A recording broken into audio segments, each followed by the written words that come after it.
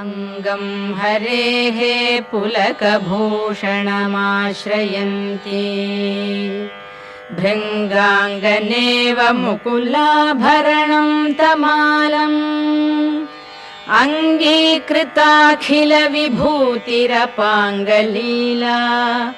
माङ्गल्यदास्तु मम मङ्गलदेवतायाः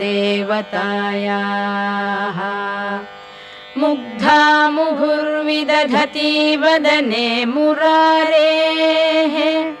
प्रेमत्रपा प्रणिहितानि गतागतानि